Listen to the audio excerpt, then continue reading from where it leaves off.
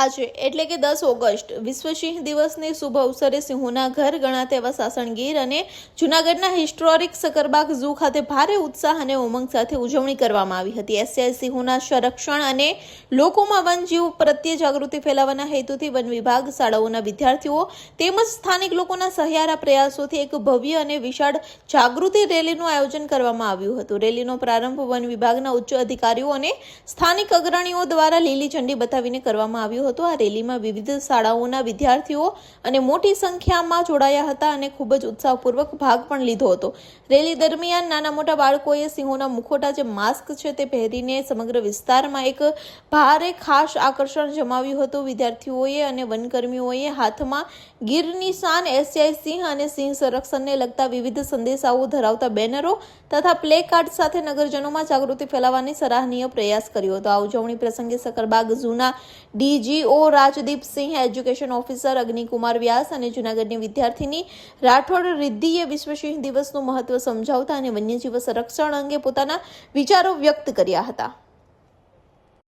મારું નામ ડૉક્ટર અગ્નિકુમાર વ્યાસ, અહીંયા સકરબાગ ઝૂમાં હું એજ્યુકેશન ઓફિસર તરીકે ફરજ બજાવું છું અને દર વર્ષે સકરબાગ પ્રાણી સંગ્રહાલય વિશ્વ સિંહ દિવસની ઉજવણી કરે છે। દર વર્ષે 10 ઓગસ્ટના દિવસે વિશ્વ સિંહ દિવસની ઉજવણી કરવામાં આવે છે। સકરબાગ પ્રાણી સંગ્રહાલય છે એ લાયન કન્ઝર્વેશનમાં બહુ સારો એવો રોલ પ્લે કરે છે। આ વર્ષે અમે નેચર એજ્યુકેશન કેમ્પ, એમની સાથે સાથે એક હિલદારી ગ્રુપ સાથે અવેરનેસ એક્ટિવિટી, મહારેલીનું આયોજન, આવી ઘણી બધી એક્ટિવિટીઓ આ વર્ષે કરવામાં આવેલી છે। જય શ્રી કૃષ્ણ, મારું નામ રાઠોડ રિદ્ધિ છે, હું નોબેલ યુનિવર્સિટીમાંથી આવું છું। આજે અમે પ્રકૃતિની અહીંયા શિબિર માટે આવેલા છીએ। આજે વિશ્વ સિંહ દિવસ છે। અમે સવારમાં રેલી કાઢેલી। હું એ રેલીથી બીજાને પણ માહિતગાર કરવા માંગીશ કે તમે પણ રેલી કાઢો અને આજુબાજુના લોકોને માહિતગાર કરો કે સિંહ આપણો મિત્ર છે, સિંહથી ભાગીએ નહીં। એવી રીતે હું બધાને પ્રકૃતિનું આપણે જતન કરવું જોઈએ। જો આપણે જતન કરશું તો આપણે સિંહને એ બધું ટકી રહેશે। એમ કે હવે બધા એવું કરે છે કે જંગલ કાપી કાપીને મકાન એવું બધું બનાવવા મળ્યા છે, પણ જો કે એવું નહીં કરવાનું, આગળ જતા આપણને તકલીફ આવશે। જય શ્રી કૃષ્ણ, મારું નામ ઉસ્દર અંજલિ છે, હું રાણપુરથી આવું છું અને અમે નોબેલ યુનિવર્સિટીમાં સ્ટડી કરીએ છીએ। અમે ત્યાંથી અહીંયા શિબિરમાં આવેલા છીએ સકરબાગમાં। આજે વિશ્વ સિંહ દિવસ છે તો અમે તેની ઉજવણી કરી રહ્યા છીએ। રેલી કાઢી, બહુ ઝાઝા નારા પણ લગાવેલા છે અને બહુ એન્જોય પણ કરેલું છે। આજે આપણું જે સિંહ છે એ આપણું એશિયાનું ઘરેણું કહેવાય છે, એટલે તમે પણ ગીરમાં આવો અને તમે પણ તેની મજા લો। સકરબાગ ઝૂ જૂનાગઢ ખાતે વિશ્વ સિંહ દિવસ એટલે કે 10 ઓગસ્ટ, દર વર્ષે 10 ઓગસ્ટના રોજ વિશ્વ સિંહ દિવસની ઉજવણી આપણે આખા લેન્ડસ્કેપમાં કરતા હોઈએ છીએ। સકરબાગ ઝૂ પણ એનો ભાગ છે।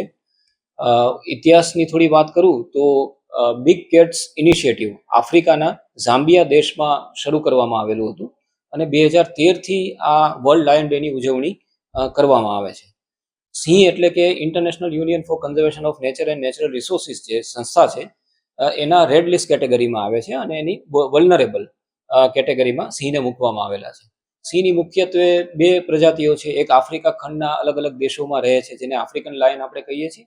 એમાં પણ 2 પ્રજાતિઓ છે, પેન્થેરા લિયો અને પેન્થેરા લિયો મેલેનોકાઇટા। અને જે એશિયાટિક લાયન છે એટલે કે ફક્ત આપણે આખા વિશ્વમાં ગુજરાતના સૌરાષ્ટ્ર લેન્ડસ્કેપમાં જ જોવા મળે છે। ગીર તો હવે નહીં બોલી શકાય, કારણ કે આખા લાયન લેન્ડસ્કેપ એટલે સૌરાષ્ટ્રના 5-6 અલગ અલગ જિલ્લાઓમાં સિંહનો વ્યાપ થઈ રહ્યો છે।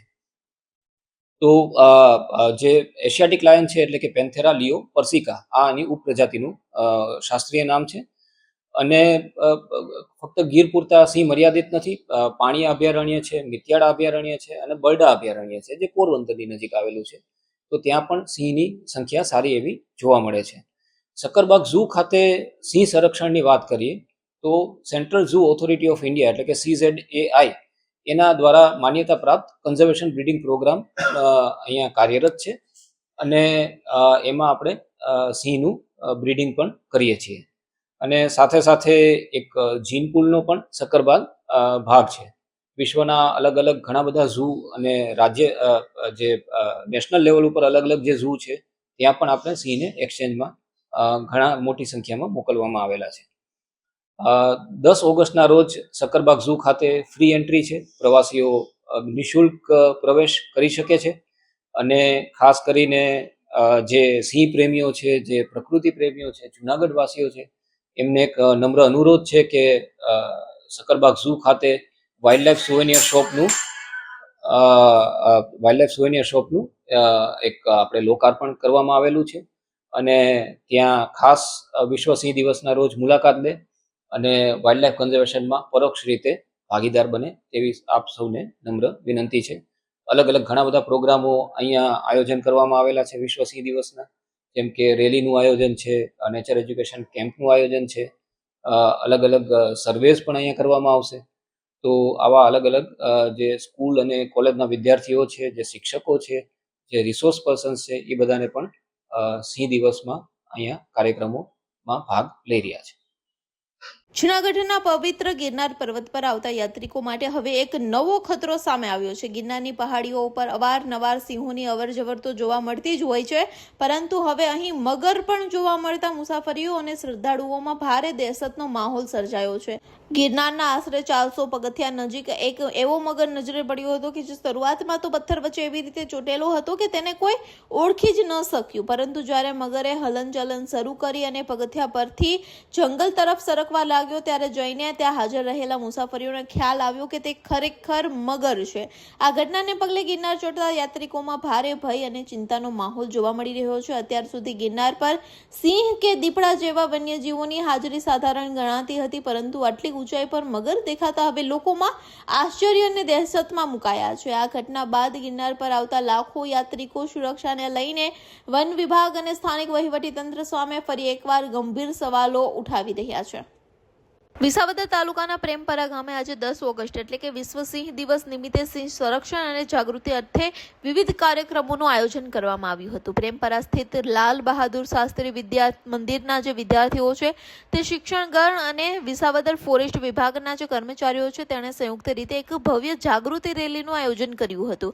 આ રેલી પ્રેમપરા ગામના મુખ્ય માર્ગો પર સિંહના સંરક્ષણને લગતા ઉત્સાહવર્ધક સૂત્રોચ્ચાર સાથે ફરી હતી. રેલી દરમિયાન વન વિભાગના કર્મચારીઓ દ્વારા ગ્રામજનો અને તેમજ જે વિદ્યાર્થીઓ છે તેને સિંહોના મહત્વ તેમજ સંરક્ષણ પ્રત્યે જવાબદારી વિશે વિસ્તૃત સમજણ આપવામાં આવી હતી. આ પ્રસંગે લાલ બહાદુર શાસ્ત્રી વિદ્યા મંદિરના પ્રિન્સિપાલ શ્રી પઢિયાર સાહેબ, પરમાર સાહેબ તેમજ શાળાનો જે તમામ સ્ટાફ હતો તે ત્યાં ઉપસ્થિત રહ્યો હતો. આ ઉપરાંત વિસાવદર ફોરેસ્ટ વિભાગના કર્મચારી ભરતભાઈ પંડિત તેમજ પ્રેમપરા ગામ પંચાયતના જે સદસ્ય ગોગનભાઈ ટાપડિયા છે તે પણ ત્યાં ખાસ હાજર રહ્યા હતા અને કાર્યક્રમને સફળ બનાવ્યો હતો.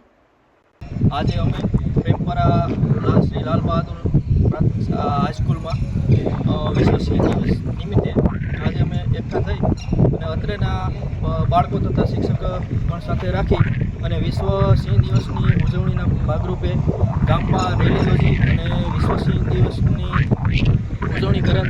તેમાં બાળકો દ્વારા સૂત્રોચ્ચાર કરી અને વિશ્વ ઉજવણીના વિશ્વ સિંહ વિશેની જાગૃતતા ફેલાવવાનો પ્રયત્ન કરેલ. જે આ છે સરકારશ્રી દ્વારા 2016થી આજે વિશ્વ સિંહ દિવસની ઉજવણી કરવામાં આવે છે. આ ભાગરૂપે 2024માં દ્વારા રીતના આયોજન કરી સિંહ દિવસની ઉજવણી કરે છે.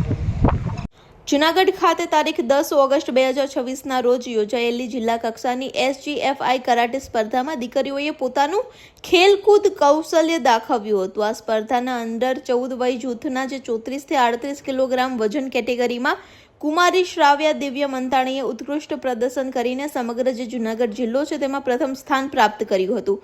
શ્રાવ્યાની આ ભવ્ય સિદ્ધિ બદલ અંતાણી પરિવાર, ચેમ્પિયન્સ કરાટે એકેડમી તેમજ જાવિયા સ્કૂલિંગ સિસ્ટમનું નામ રોશન થયું છે. કરાટેની રમત ક્ષેત્રે જિલ્લા કક્ષાએ પ્રથમ ક્રમાંક મેળવ્યા બાદ હવે શ્રાવ્યા અંતાણી નજીકના જ ભવિષ્યમાં યોજનારી રાજ્ય કક્ષાની કરાટે સ્પર્ધામાં જૂનાગઢ જિલ્લાનું પ્રતિનિધિત્વ કરશે. અમરેલી જિલ્લાના ધારી તાલુકાના જલજીવડી ગામેથી એક અત્યંત માઠા સમાચાર સામે આવ્યા છે. અહીં ઘર પાસે રમી રહેલી 7 વર્ષની બાળકી પર દીપડાએ અચાનક જ હિંસક હુમલો કરી દેતા સમગ્ર વિસ્તારમાં અરેરાટી અને ફફડાટ વ્યાપી ગયો છે. મળતી માહિતી અનુસાર જલજીવડી ગામે ઘર પાસે રમી રહેલી કૃષ્ણાબેન પાટડિયા નામની એક માસૂમ દીકરી પર દીપડાએ ત્રાટકીને ગંભીર રીતે ઇજાગ્રસ્ત કરી હતી. ઘટનાને પગલે આસપાસના લોકો ત્યાં દોડી આવ્યા હતા અને દીપડો ત્યાંથી નાસી છૂટ્યો હતો. લોહી લુહાણ હાલતમાં ઇજાગ્રસ્ત બાળકીને તાત્કાલિક ધોરણે ધારી સિવિલ હોસ્પિટલ ખાતે ખસેડવામાં આવી હતી. જોકે ધારી હોસ્પિટલ ખાતે બાળકીની તબિયત અત્યંત નાજુક જણાતા તેને વધુ સારવાર અર્થે તકીદે જ અમરેલી હોસ્પિટલ ખાતે રિફર કરવામાં આવી હતી. માનવ પક્ષી બનેલા આ જે દીપડો છે તેના મામલાથી ઘટના અંગે વન વિભાગને જાણ થતાં જ આ જે વનકર્મીઓ છે તેનો કાફલો ઘટના સ્થળે દોડી આવ્યો હતો. ગ્રામજનોની સુરક્ષાને ધ્યાનમાં રાખીને વન વિભાગ દ્વારા દીપડાને વહેલામાં વહેલી તકે પાંજરામાં પૂરવા માટે વિવિધ સ્થળોએ પાંજરા ગોઠવીને ત્વરિત કામગીરી હાથ ધરવામાં આવી છે.